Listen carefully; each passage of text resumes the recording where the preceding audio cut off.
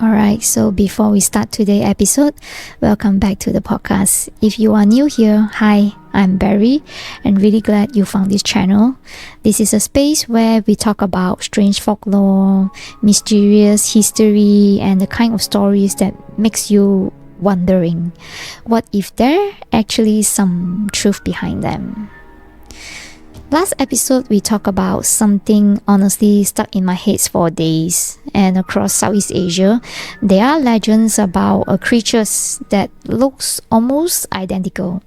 Not a ghost, not a demon, but something much more stranger.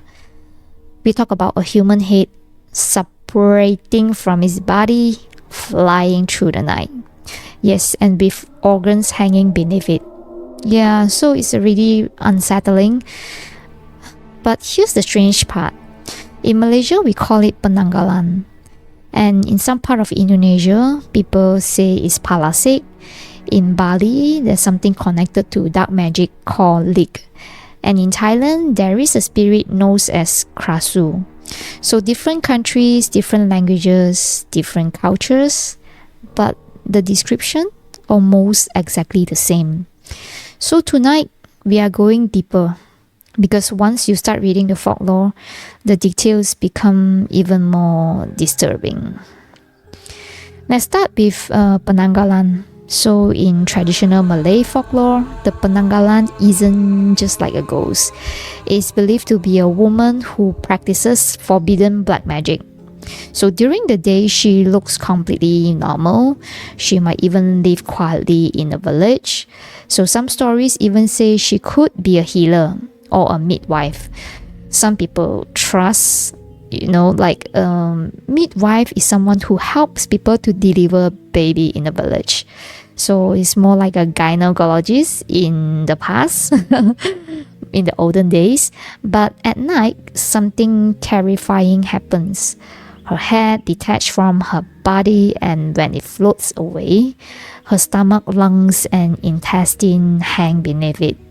So then the creatures drift through the darkness looking for victims. And those victims are usually the most vulnerable.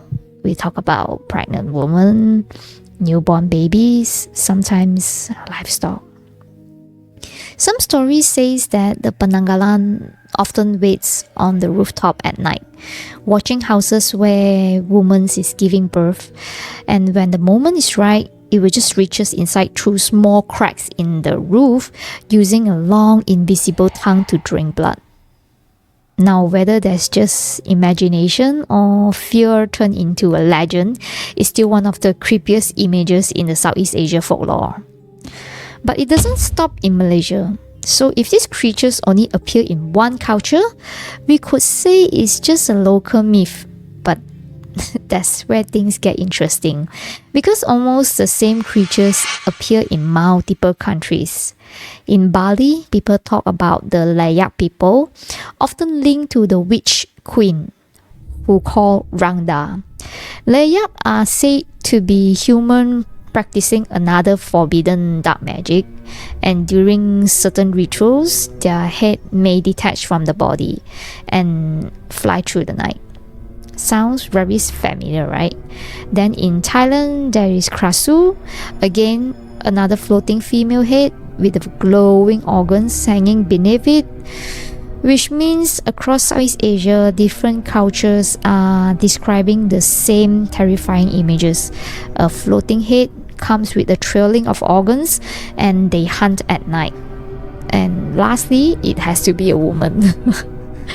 So before we get further, right, there is one story, and also we might learn something from this story, because this is one of the folklore that is passed through among the Malay community.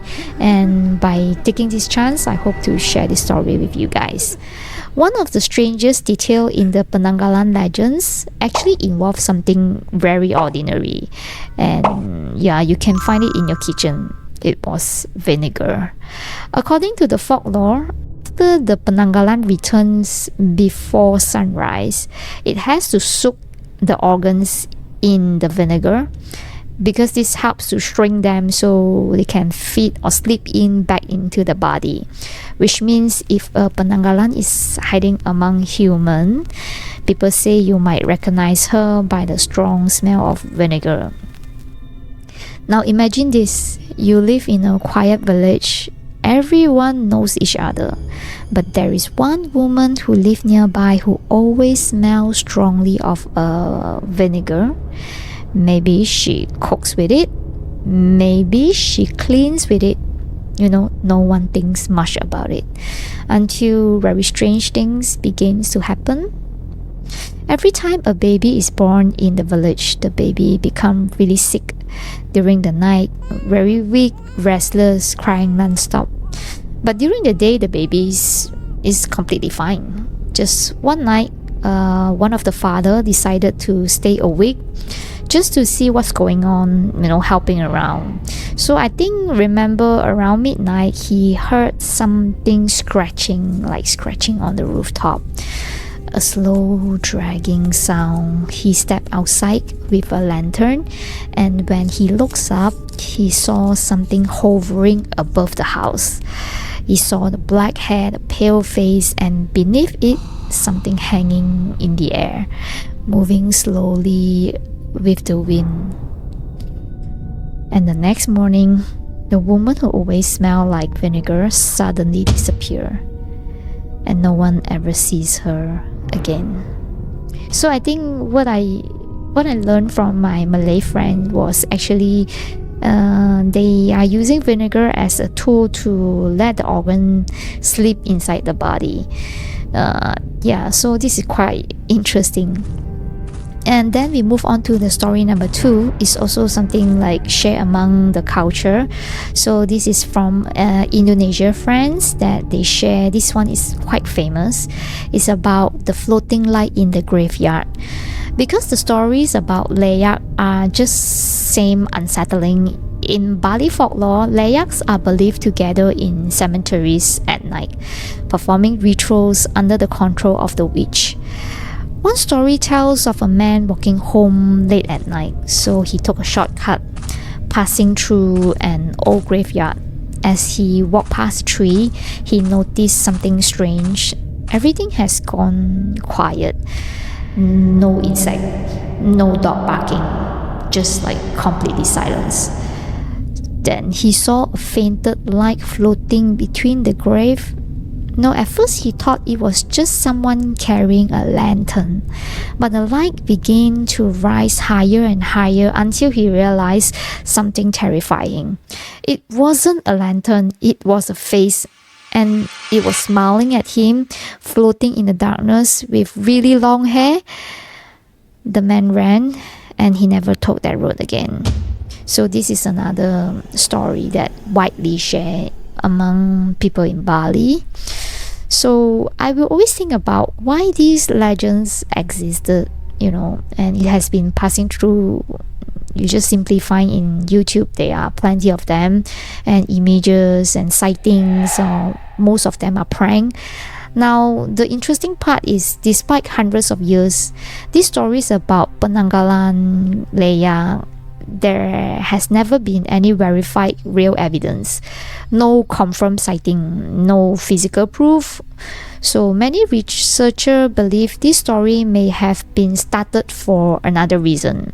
Before the modern medicine, people didn't understand disease or complications during childbirth, so tragedies were often explained through supernatural way.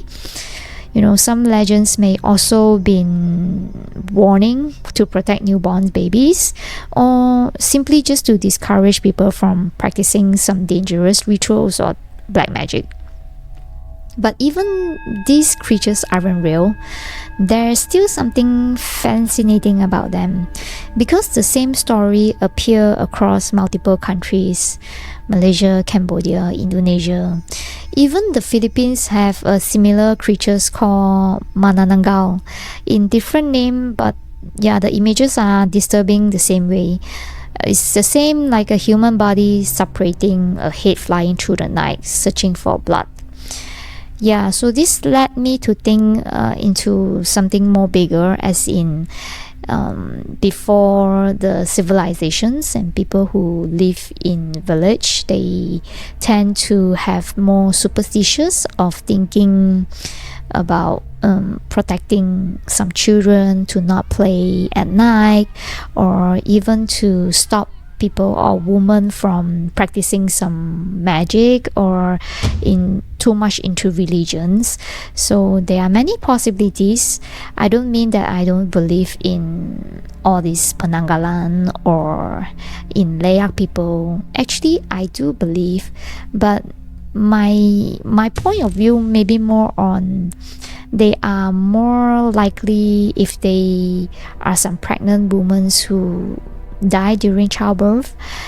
For example, they might appear in the form of spirits more likely than a solid object, yeah, like a solid things that appear right into my eyes and where they can suck into blood. That one for me is a bit too much. But go back to the same question, even if these creatures aren't real, but there's still something fascinating about them, because as we can see, the same story appear across multiple countries. And yeah, maybe the stories aren't just a myth, stories people told to explain things that they didn't understand. But it's still strange that across Southeast Asia, people imagine the same monster, with the trailing organs, the floating heads, and waiting through the darkness. So maybe just a nightmare.